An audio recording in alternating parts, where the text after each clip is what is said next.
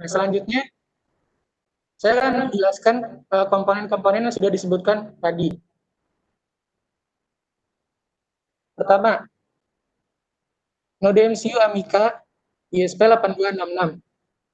Nah, mungkin sebagian peserta KKSI IoT ini sudah ada yang tahu atau sudah ada yang pernah menggunakan plat yang satu ini. Node MCU adalah sebuah platform IoT yang bersifat open source, terdiri dari perangkat keras berupa sistem on chip ISP8266. Jadi Node MCU ini merupakan microcontroller yang sudah dilengkapi dengan modul Wi-Fi ISP8266 di dalamnya. Jadi Node MCU sama seperti Arduino, tapi kelebihannya sudah memiliki Wi-Fi sehingga sangat cocok buat proyek IoT. Nah, inilah menjadi alasan mengapa kami memilih Node MCU pada proyek kami kali ini karena sudah dilengkapi modul Wi-Fi di dalamnya. Node MCU ini tentunya berfungsi sebagai microcontroller atau controller yang menghubungkan antara aplikasi smartphone dengan semua komponen pada alat strap. Nah, berikut spesifikasi dari Node MCU yang kami gunakan. Menggunakan chip ISP8266 versi 12E, memiliki tegangan input 3,3 sampai 5 volt, terdapat 13 pin GPIO atau General Purpose Input Output. Nah, pin GPIO ini digunakan atau ditulis pada saat kita mengupload kode program ke Node MCU tersebut. Jadi misalkan sensor tadi kita hubungkan ke pin D5, nah maka yang ditulis di program itu pin 14 karena D5 itu termasuk pin GPIO 14. Selanjutnya memiliki 10 pin atau 10 kanal PWM atau pulse width modulator. Jadi ini merupakan metode untuk mendapatkan sinyal analog dari sinyal digital. Kemudian memiliki satu buah pin 10 bit analog to digital converter, memiliki flash memory sebesar 4 MB, memiliki clock speed sebesar 40 atau 26 atau 24 MHz, menggunakan Wi-Fi versi IEEE 802.11 DGN dengan frekuensi 2,4 GHz sampai 22,5 GHz. Memiliki satu USB port, yaitu micro USB dengan USB chip C340G.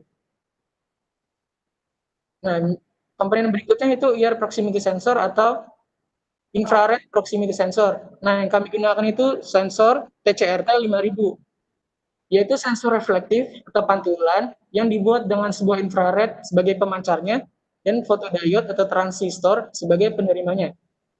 Nah, sensor ini berfungsi sebagai pendeteksi objek yang dapat diatur sensitivitasnya melalui potensi yang ada di belakangnya.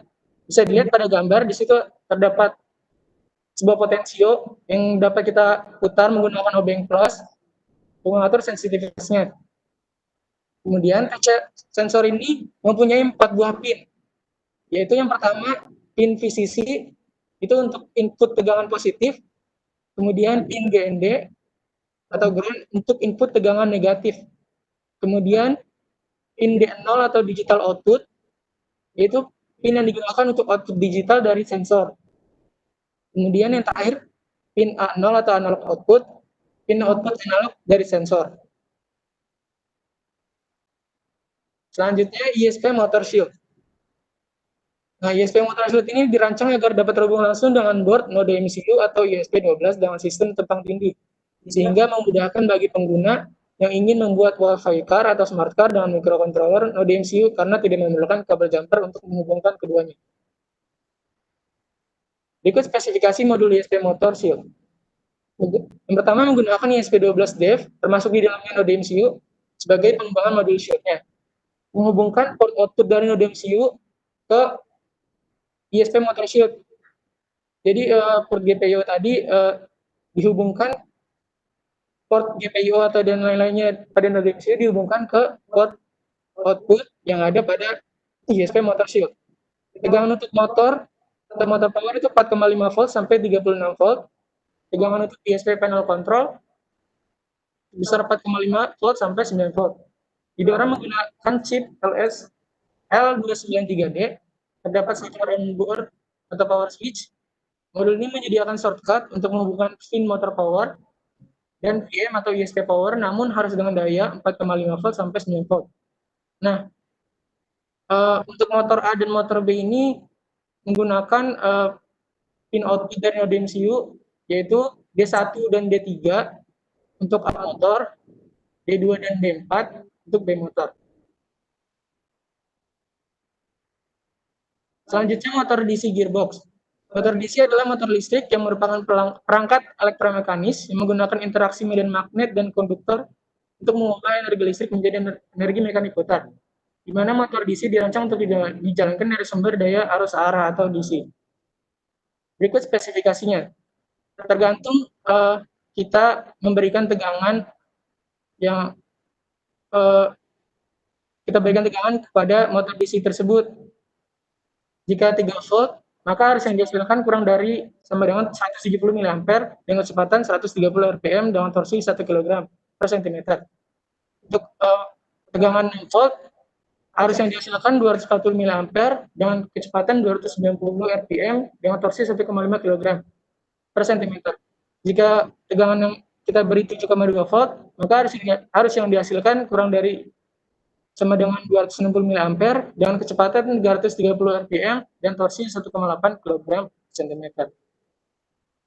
Berikutnya, nah untuk menggerakkan pintu alat lepas rep ini, kami menggunakan motor servo MG996R.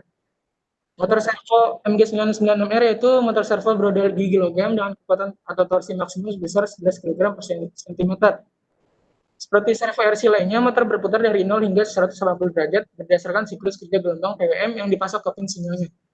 Untuk pin output atau pengkabelannya, kabel berwarna coklat atau ground itu digunakan untuk menghubungkan dengan ground system. Kabel berwarna merah digunakan untuk memberi daya 5 volt pada servo. Kabel berwarna orange digunakan untuk menghubungkan sinyal gelombang PWM ke servo.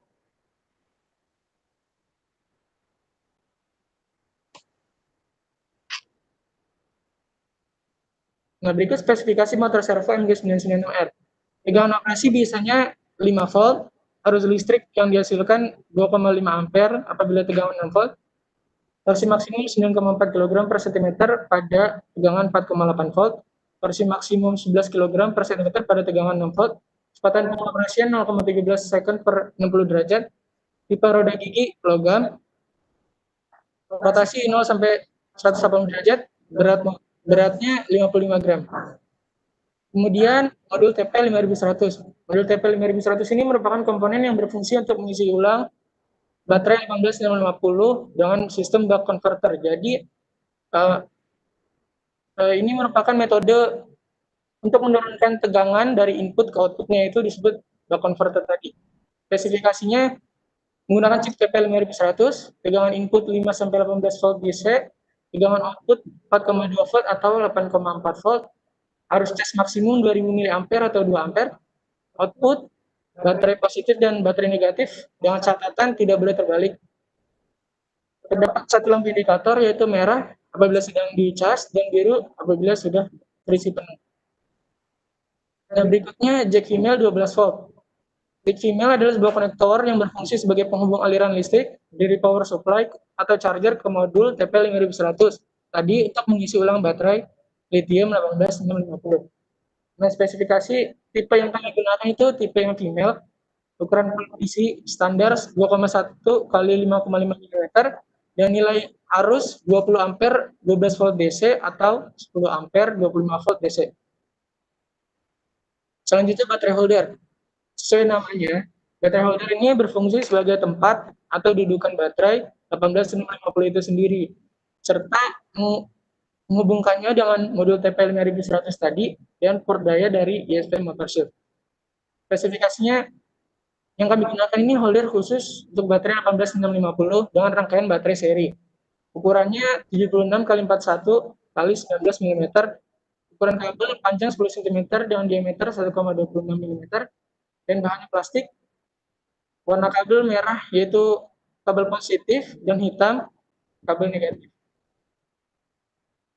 Dan terakhir, baterai 18650. Baterai 18650 ini merupakan jenis baterai yang dapat diisi ulang atau rechargeable hingga beberapa kali pengisian.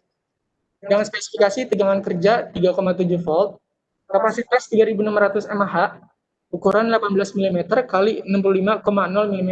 Nah, inilah mengapa baterai tersebut disebut 18650. Kemudian bahan lithium ion atau li-ion.